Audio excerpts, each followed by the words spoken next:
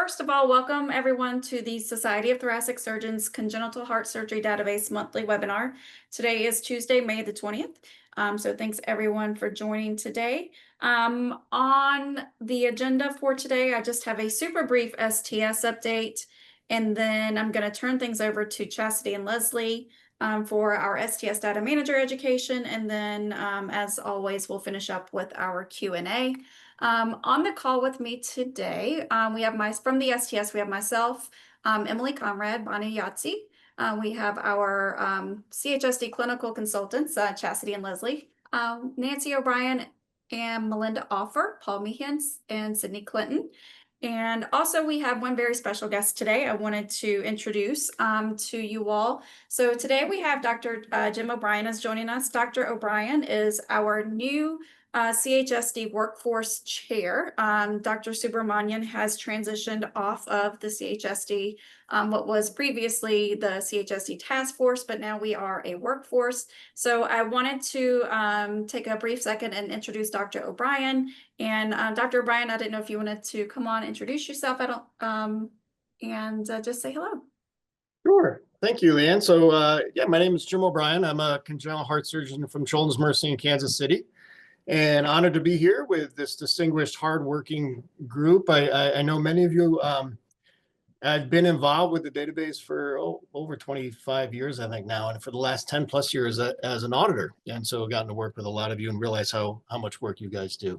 I am honored to be part of this distinguished, hardworking group, and looking forward to taking over after Ram's fantastic, I think, 5 years as leader of the workforce. I am still learning a ton, and it's a little bit of drinking out of the fire hose, but I'm excited about it, and I look forward to working with you and learning from you. So please don't hesitate to reach out if you have any questions or to tell me, I should be doing things differently. So just let me know. But thank you. All right, thanks, Dr. O'Brien. We appreciate you. All right, I'm going to go off camera because, yes. Okay, so really quickly, I just have super brief STS updates. The May training manual has been posted and is available for you all. Our 2025 harvest schedule, the spring 25 data analysis has been completed. We have the report release tentatively scheduled for early to mid-June. So we will be sending out a communication once the report is available within the IQVIA platform. This week, we will be reviewing the data internally to make sure all is looking good before we release the reports out to everyone. Our fall 25 harvest close is currently scheduled for September the 26th. However, we do realize that this harvest close date does now coincide with this year's AQO. So we will be reviewing that harvest close date, and we'll provide an update to you as soon as we have it, or at the very least by next month. So just keep in mind that we are reviewing that current harvest close date of September the 26th. Speaking of AQO, again, just a quick reminder that CHSD and GTSD sessions are September the 25th. Our ACSD session will be Friday the 26th. Intermax and PDMax, again, will be virtual this year, and that session will be held on Tuesday, September the 23rd. We did not have any change in our location for AQO, but again, the date was moved up 1 week. Unfortunately, there was an oversight, and we had originally scheduled that AQO date during a very important holiday, so it has been rescheduled. We are currently accepting abstracts. So the abstract submission deadline is quickly approaching. The abstract deadline is currently scheduled for Monday, June the 2nd at 11:59 p.m. Eastern. So I have included a link to the abstract submission information and guidelines. We do encourage you to submit your abstracts. We would love to have some CHSD abstracts this year. Both in-person and virtual options will be available as we've done in the past. And as a reminder for our newer data managers, this is not a live stream. Our in-person sessions are recorded, and you'll be able to have access to the recorded content. But again, this is not a live streamed event. We are still working on cost information, and that will be shared with you all as soon as it is available.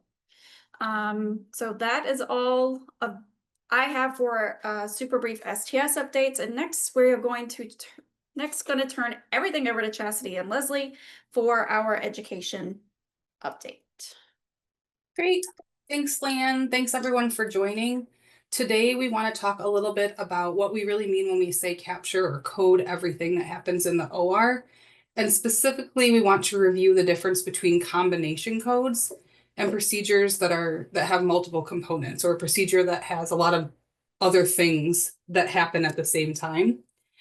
We'll go through that and briefly discuss the differences, and then we're going to go through some case examples and provide tips on deciphering OpNotes for our own institutions. Next slide. So to start things off, what is meant by code everything? When we say code everything done, what do we mean? So what this means, and this is all directly from the training manual, is that we want you to code all procedures completed during the operation, including those done by other surgeons and interventionalists. Next slide.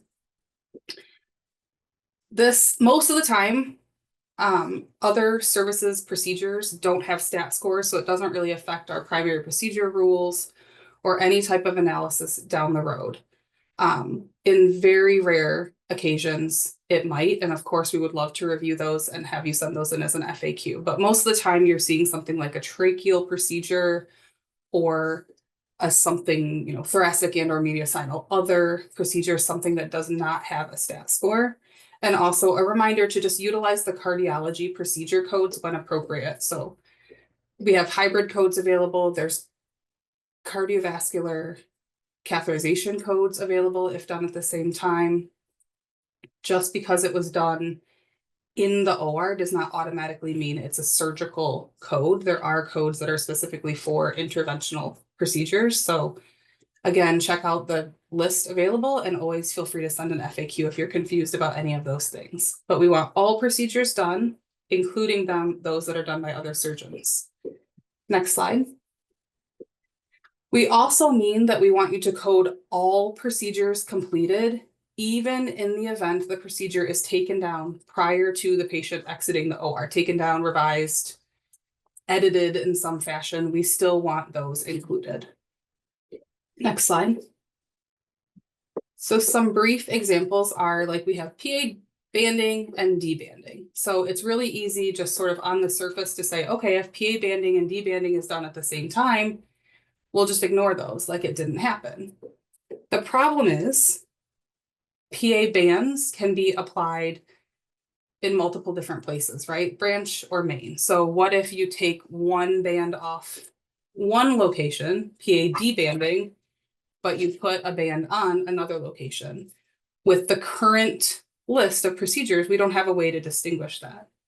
We also have procedures like stage 2s and stage 2 takedowns, but we don't have anything that says we revised something. So there's no way with the current list to really capture everything that happened and know what the patient looked like when they left the OR.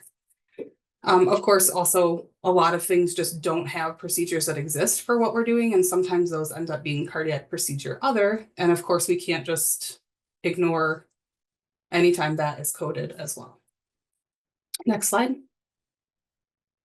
We also mean that we want you to code, when coding combination procedures, we also want all of the individual procedure codes that make up the combination code. I think sometimes those individual procedure codes are even more important than the combination code itself. The individual codes give us kind of two different things. So number one, next slide, it ensures that all possible combination codes are considered. So we went through this a few webinars ago, but if you give us all of those individual codes, they could make up multiple different combos, and we want to make sure that all of those are considered at the time of analysis, and the procedure then with the highest risk score, stat mortality score, is selected. And then in addition, it also gives us the opportunity to make sure that those are correctly applied, because only some individual codes are part of a combination code. So there's a combination code for something with a VSD repair, but it doesn't mean all VSD repairs, right? It has to be a patch repair. So it also gives us the opportunity to look and make sure that those are correctly being used. Next slide. So then what do we not note, or what do we not mean by code everything? Next slide. This isn't intended to be that data managers are going through OpNotes line by line to capture every stitch or every incision or everything done. We know that there's, incisions for access. There's access points that are then closed, or different things that are going on in the OR that all have to do with the main procedure that is occurring. It also doesn't mean that we want you to just solely code for the highest stat score or to get in or out of an analysis table. One example that we see in the FAQs not infrequently is the code for aortic arch repair and the code for aortic arch repair plus VSD. And it can be confusing as to why you would pick one procedure code that only is one procedure, the arch repair, and it has a higher stat category, higher stat score than the combination arch repair plus VSD. And that it could be for multiple different reasons. I don't know exactly the reason, but we don't want people just saying, well, I'll only code the arch so I can have a higher stat score. We really want people to do this consistently and correctly so that we're looking at the same procedures across the board. They're all coded the same way. Next slide. And then also just keep in mind that some procedures don't have a specific procedure code. It could be an other cardiac procedure, other thoracic, other aorta, other. There's lots that don't have stat scores as well. And there's some times where you do two different things, but it's really the same procedure, right? You do something to the left PA and the right PA, but we only have branch PA reconstruction. And that's okay. It doesn't have to be an equal one-to-one, line item for everything listed. Next slide. So in other words, a good way to think about this is to make sure that everything done in the OR is covered by the codes that you use, but not necessarily that everything has a specific individual code. It doesn't have to be a one-to-one list. Next slide. Okay. What is meant when we say a combination code with components or a procedure with multiple components? Next slide. A combination code is a numbered procedure which includes two or more existing numbered procedure codes. And these are defined in the training manual and in the analysis overview document as this procedure equals this number plus this number, or this plus this plus this. It gives you the individual codes that make up the combination. Next slide. So here's an example, AVC repair complete plus arch repair. This is only looking at complete AV canal repairs, procedure code 170 and procedure code 1280 aortic arch repair. It's not looking at any co-arch repairs for this code or any different type of canal repairs. It is specifically 170 and 1280. This is a 3,400, that's 3480 is the code number, but you'll also hear us refer to the 5,000 codes. Those are the new group of combination codes, newest group of combination codes. Next slide, Leanne. That's shown here too. This is an AV canal repair. This one does have, or is intended for the co-arch repair, but this isn't all co-arch repairs. This is specifically 1220. So these are listed individually in the training manual, as well as the analysis overview document. Next slide.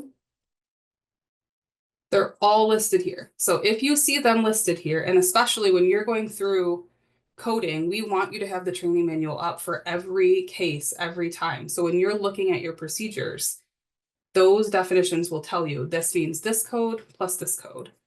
And we really want you to code all of those. Like I said, it's also here in the analysis overview. And if you were to list these individual codes at harvest, but you didn't list the combo, these you will get a warning for. It'll say, hey, you listed a VSD and a switch, but you didn't list switch plus VSD. Those are warnings. It doesn't keep you from submitting. It just gives you the information so that you can add that if you want. And those are really for us as data managers, so we know how the case is being analyzed, which score it's going to ultimately end up with, or which table it will be in. Next slide. Now, procedures with multiple components are a little bit different. These are named procedures which have multiple parts. And if you think about it, like you took any of those multiple parts away, it would no longer be the named procedure. So for example, a Norwood. A Norwood is a DKS and an arch repair. If you took away part of that, it's no longer a Norwood operation. We don't need all of the parts coded separately because it is by definition how that procedure is named. And with these as well, the training manual explains what is done as part of the procedure. Next slide. Thank you. So there's more than just this list. It's not exhaustive, but for some examples, a tetralogy of Fallot repair, Rastelli, Truncus, Norwood, as I mentioned, Glenn, Hemi-Fontan, Fontan operations, those also have parts that are just expected in every operation. For those specifically, depending on the patient's anatomy and what exactly the surgeon is doing, it might be, you know, a certain type of Fontan or a Glenn versus a Hemi-Fontan versus a Kawashima. But they all have certain parts of those procedures that are just baseline, always done. And then another example is the pulmonary atresia VSD MAPCA repair. This one in particular is your complete repair.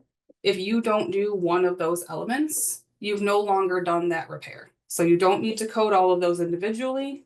There would be a different code for that if you did not do the VSD closure, for instance. So today we're going to focus on just a few of these and kind of go through some examples. And then if we need to, of course, we'll schedule more of these calls to dive in further. So case examples, let's get started. Next slide. Tetralogy of Fallot. So any type, there are multiple types, but just at baseline, a tetralogy of Fallot repair assumes VSD closure and relief of pulmonary stenosis at one or more levels. Next slide. So this means you do not need to include or should not include a VSD repair code in addition to a tetralogy of Fallot repair code. We don't need an RVOT procedure code because that would be relief of pulmonary stenosis below the valve. We don't need MPA work coded separately. That would be pulmonary stenosis relief above the valve. And then if you did something at the level of the valve, that would determine which type of tetralogy of Fallot repair you did, and therefore which code you would choose. Next slide. Okay, Leslie, so I wanted to go over a few examples then utilizing some real OpNotes from my program so we can talk through which procedures should be coded or not coded in a repair. So my pre and post-op diagnoses for this patient is tetralogy of Fallot with pulmonary stenosis, a PFO, and they are status post a modified VT shunt. So the procedures that were performed on this day in the OR is the ligation and division of the VT shunt, a TET repair that was pulmonary valve sparing, primary closure of an ASD, an RVOT muscle resection, a main pulmonary artery patch, as well as VSD closure utilizing bovine pericardium. Next slide. So let's look at what procedures should be coded based on what Leslie just told us. So we know that there are multiple types of tetralogy of Fallot repairs in the database. So utilizing the body of my surgeon's note, I know that this repair is procedure 350, TOF repair, no ventriculotomy. So now I've covered for my procedure list performed, you can see that there's now an X next to the TET repair pulmonary valve sparing. Next slide. So what is included in a repair of tetralogy of Fallot? Next slide. So we know based on what Leslie just said to us about our TET example is that this assumes VSD closure and relief of pulmonary stenosis at one or more levels. without the use of an incision in the infundibulum and the right ventricle for exposure. In most cases, this would be a transatrial or transpulmonary artery approach to repair the VSD and relieve the pulmonary stenosis. So this is what I'm looking at in my OpNote to know what needs to be included or which type of TOF repair to specifically code. And that's how I came up with the TOF repair, no ventriculotomy. As you also know, based on this, is that my VSD repair, my VSD closure utilizing bovine pericardium does not need to be coded separately. My main PA patch, as well as my RVOT muscle resection, as all of this is assumed within the repair of tetralogy of Fallot. Next slide. So should I now use the combination procedure 5004, TET repair, no ventriculotomy, plus ASD repair, primary closure? Can I code this as a combination procedure? Next slide. So the question to be answered here is, do I have a PFO or an ASD? Because as you notice up top in my pre and post-op diagnoses, my surgeon listed that there is a PFO. Whereas in the body of the note, he just says primary closure of an ASD. So I really need to do a little bit more work to determine if the combination code for this procedure is appropriate. Next slide. Right, that's a really good example because as we know, 5004 includes tetralogy of Fallot repair, number 350, which you've chosen, and ASD repair, primary closure, number 20. So it's a really good idea in this case to use the body of your OpNote and or any echoes or other clinical documentation you have to know if that was really a PFO or if it was found to be another type of ASD. Because importantly, this combo code does not include number 10, the PFO closure. Next slide. Okay, so second example for TOF repairs. So my pre and post-op diagnoses, Leslie, are tetralogy of Fallot, severe pulmonary and subpulmonary stenosis, hypoplastic branch pulmonary arteries, as well as another PFO. The procedure performed is TET repair with a transannular patch, bilateral branch peripheral PA plasties, a right ventricular outflow muscle bundle resection, and PFO primary closure. So which procedure should I code? Next slide. So again, looking at what is included in a TET repair ventriculotomy with a transannular patch, it assumes VSD closure, relief of pulmonary stenosis at one or more levels with the use of a ventriculotomy incision, but without the placement of a transpulmonary annulus patch. Next slide. So we chose, and that may be an error, I'm sorry, that it said without the patch. It should be with a patch. 370 TET repair ventriculotomy transannular patch as dictated by the surgeon. And of course, this repair then assumes the right ventricular outflow muscle bundle resection as well. We also coded procedure 10, PFO primary closure. And again, as dictated by the surgeon, that there was a PFO and that they primarily closed a PFO. But will this case be analyzed as a repair of tetralogy? Next slide.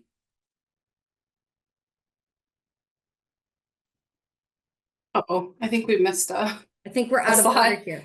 an explanation slide, or I moved a slide wrong. But the point there was that when you add the branch PA work, does it or does it not take it out of analysis for tetralogy of Fallot?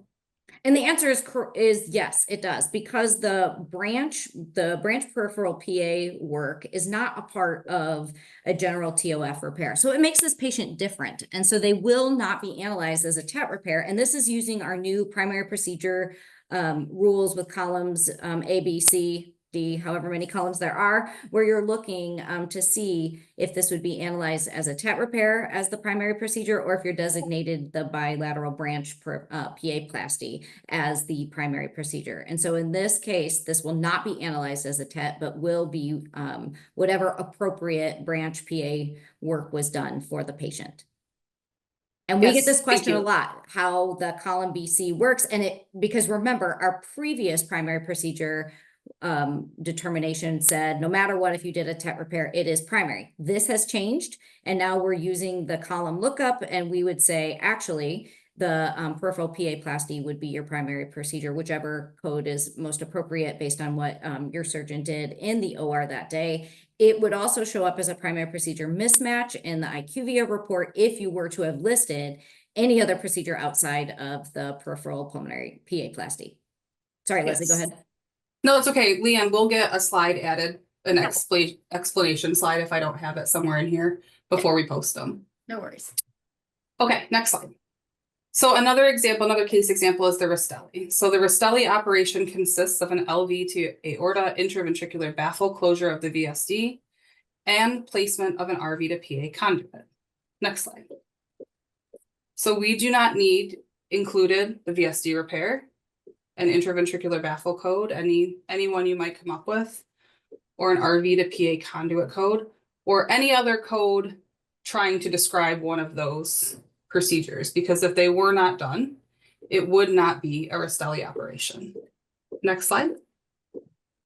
Okay. So Leslie, my surgeon dictates a repair of a double outlet right ventricle utilizing a Rastelli procedure. Is this coded as a Rastelli procedure or a DORV repair?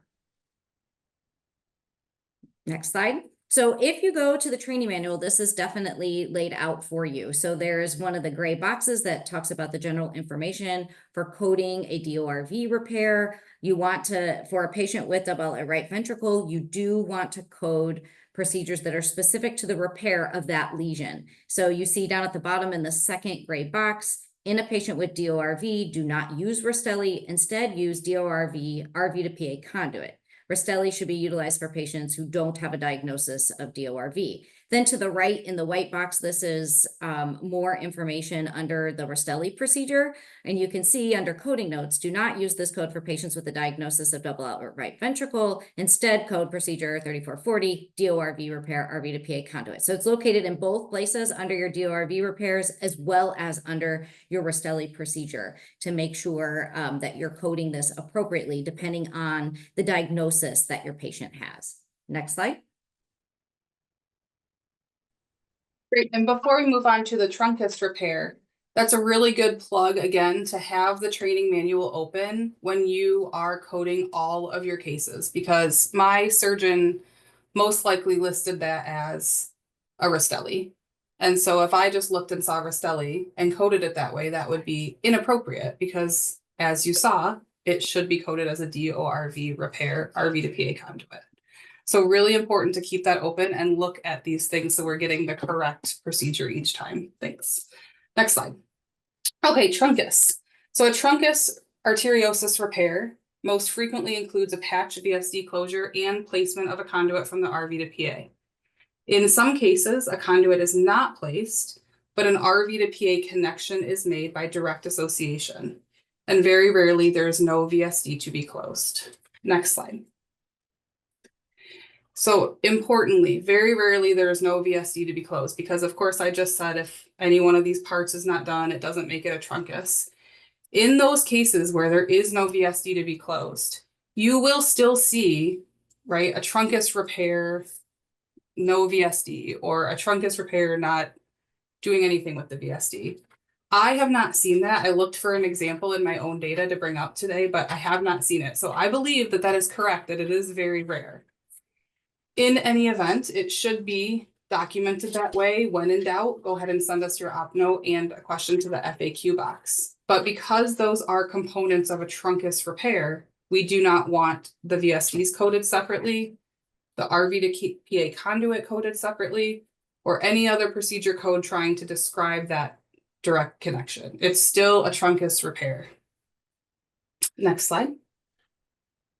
Okay, Leslie, so let's go through another example for truncus arteriosus repair. So again, my pre and post-op diagnoses are truncus arteriosus with a patent foraminovalle and a PDA as well.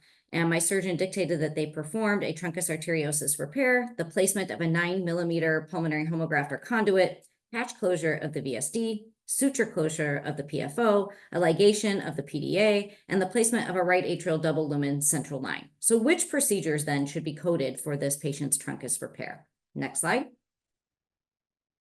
So again, going back to what Leslie just described, truncus arteriosus repair most frequently includes a patch VSD closure, placement of a conduit from the right ventricle to the pulmonary artery. In some cases, a conduit is not placed, but maybe a direct connection, and very rarely is there no VSD to be closed. So we know then that we are going to code procedure 230, truncus arteriosus repair. Next slide. With that, we know that the placement of the 9mm pulmonary homograph conduit is the RV to PA connection, and so we don't need to code that separately. We don't need to code the patch closure of the VSD separately. However, there was a suture closure or primary closure of a PFO, so we are going to code procedure 10, suture closure of the PFO. Next slide. Also, we have a PDA. And so this is done by any surgical technique. So we're going to code procedure 1330, PDA closure, surgical. Next slide. And we're going to go into now our second truncus arteriosus example. So a surgeon has dictated that for pre and post-operative diagnoses, we have a truncus arteriosus type 1, an interrupted arch type B, and also an ASD and VSD. So no further descriptions of those ASDs and VSDs. Procedure performed, ligation of a PDA, repair of the interrupted aortic arch, repair of the truncus arteriosus with a 12mm pulmonary homograft, patch closure of the VSD, direct closure of the ASD, and insertion of a right atrial line. So which of these procedures should now be coded? Next slide. So we know that we've done a truncus arteriosus repair, and this will also include the conduit and the VSD repair, as those are already included as components of the truncus arteriosus repair. So we will code 230. Next slide. And then that also takes care of the conduit and the VSD. Next.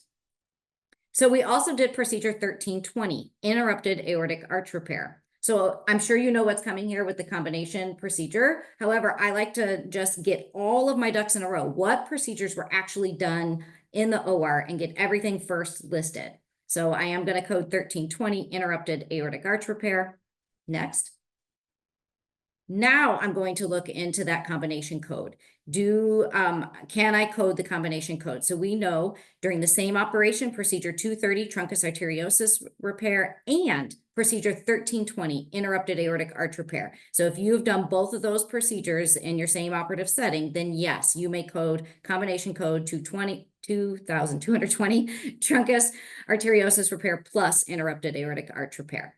Next slide. And then, of course, we have to take care of the PDA closure. So this is 1330, PDA closure surgical. Next slide. And which ASD repair code am I going to select? And how would I determine which ASD code that I'm going to use? So next slide, Leon. So I see in the pre-op TEE, I'm going to go start utilizing my clinical resources since my surgeon did not give me any more information as to what type of ASD in the diagnoses or in the procedure list. So on the pre-op TEE, it's noted that there is a tunnel type PFO. No other atrial septal defects are noted. And in the surgical summary, so in the body of the note that the surgeon wrote, it was dictated that before closing the right atrium, an atrial septal defect in the area of the fossa ovalis was closed directly. So next slide. I now am going to I'm going to code procedure 10 PFO primary closure. Next slide. Okay.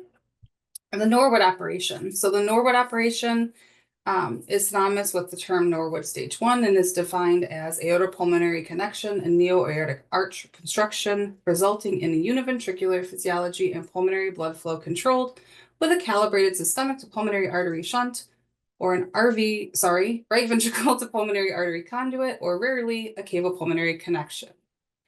So next slide. We do not need you to include the aortopulmonary connection or DKS. We do not want the aortic arch repair coded separately. Next slide. But as we all know, there's exceptions to every rule. We really do want the source of pulmonary blood flow coded in this case. And so that you don't have to remember this for every single thing, this is noted in the training manual. Next slide. So it says under coding notes, when coding the procedure Norwood operation, the primary procedure of the operation should be Norwood, and the source of pulmonary blood flow must also be included. And it gives the examples of the different types of acceptable sources of pulmonary blood flow. So normally, like I said, if you did not have a source of pulmonary blood flow, that would not be very good, likely, but also would not kind of make that procedure. But in this special circumstance, we do want that coded separately. Next slide. And as a reminder, you will get a warning if you submit a Norwood operation through IQVIA for harvest and you didn't have a source of pulmonary blood flow or an acceptable code for the source of pulmonary blood flow. If it's not coded, you will get a warning, so you can go back and correct that. Again, another plug for keeping the training manual open. Next slide. Okay, let's go through an example utilizing the Norwood operation. So my pre and post-operative diagnoses are hypoplastic left heart syndrome, and the procedures performed are median sternotomy, Norwood procedure, placement of a 3.5 millimeter BT shunt, and removal of bilateral pulmonary artery flow restrictors. Which procedures should be coded for this operation? Next slide. So we know that the Norwood operation, as Leslie just went through, includes the aortopulmonary amalgamation, as well as what your source of pulmonary blood flow is, as well as an arch reconstruction. So I've captured my Norwood procedure, which is procedure 870. But what if my surgeon also lists an arch reconstruction? Leslie, what do I do here? Nothing. Perfect. So it's all contained within my Norwood procedure. All right, next slide. So when coding the Norwood procedure, this is a special cause where something that is included or inherent in the Norwood operation, we do still need to code that source of pulmonary blood flow. And so my surgeon dictated that there was placement of a 3.5 millimeter BT shunt. And so again, this list is located in your training manual, and you would get an error in the IQVIA reports, a warning in the reports if you did not list an adequate source of pulmonary blood flow. So in this case, I would select procedure 1590, a modified BT shunt. Next slide. And how are we going to code the removal of the flow restrictors? I know a lot of programs, including my own, are doing these now. And so we don't have a code that is specific to flow restrictor removal in the OR. Next slide. So we have decided that we're going to use code 3210, removal of transcatheter delivered device from blood vessel. Next slide. I think that is it for Leslie and I. We will make our updates to the slides before these get posted, so you can, again, go back and follow along, and we appreciate your time. Thank you. Thanks, Chas. Leslie, we do have a couple of questions that started to come in. So let's go ahead and tackle these. As always, please, a reminder just to put your question into the Q&A. And if you'd like to just ask your question, you are more than welcome to use the raise your hand function. Just ensure that your microphone is enabled on your end. So our first question, if a surgeon puts a stitch in the tricuspid valve when closing the VSD, should tricuspid valvuloplasty be coded? Yes. So Amy, for this question, the answer is yes. So in the spirit of coding the things that your surgeon has done, if they dictate that they, or in their operative note, that they did a tricuspid valvuloplasty, or even as simple as putting a stitch in the tricuspid valve, that you would go ahead and code that procedure. However, it won't be the primary procedure based on our primary procedure determination rules when coding a tricuspid valvuloplasty along with a VSD repair.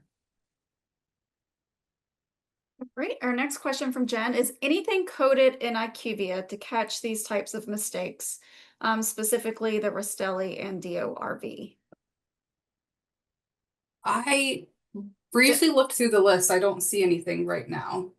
Great. I don't believe that there are combination of diagnoses and procedure warnings within IQVIA. So they're not reviewing they don't know when you code a Rastelli versus a DORV repair, what diagnosis that your patient has. Right. On that same note, and as we get into the next question though, in each of the definitions for the DORV repairs, it's, I think it's all of them. There might be one that's left off, but each one of them says only use this procedure code if it is a diagnosis of whichever. So if your patient has a diagnosis of DORV TGA type, then I don't think that one's even the one that it's listed. I think that's the one where you do an arterial switch for, it's the one exception. Yeah. But if it's TOF type, then you have very specific codes that you can use for DORV TOF type. There you go. Thank you. Okay. And so did that take care of the question from Terry?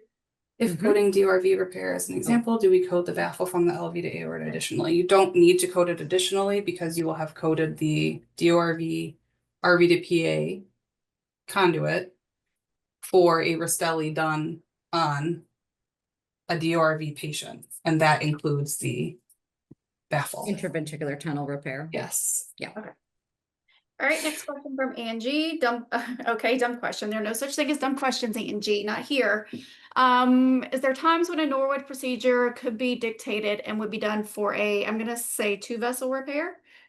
It has to be Ventricle. ventricle, okay, see, not clinical, see?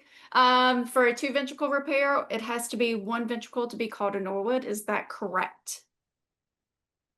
I'm not aware of any rule. I mean, a surgical program can decide what repair to perform, regardless of what the typical diagnosis is. I mean, usually you're doing a Norwood procedure for somebody that has some form of hypoplastic left heart disease, but that's not to say that based on the constellation of diagnoses that a patient has, that a Norwood wasn't performed. All right, she says the training manual I says. think Dr. O'Brien came off mute. Maybe he wants to say more. Yeah, I was going to say, sometimes what I've seen is surgeons, there's a procedure called a Yasui procedure that is done for patients who have hypoplastic arch or interrupted arch and also has left ventricular outflow tract obstruction. And it is sometimes called a combination Norwood and Rastelli, but it shouldn't be called a Norwood in and of itself. And that's a 2-ventricle repair. So that's the only time that I've seen it. And there that should be coded as a Yasui procedure for which there is a different code. Thank you. Excellent. Thank you. From Diane, wonderful, great presentation. How would you code closure of an ASD created by a balloon septostomy? There is an ASD repair previously created. ASD, I'm looking for the code right now. It may be atrial fenestration closure, code 85. Let me make sure.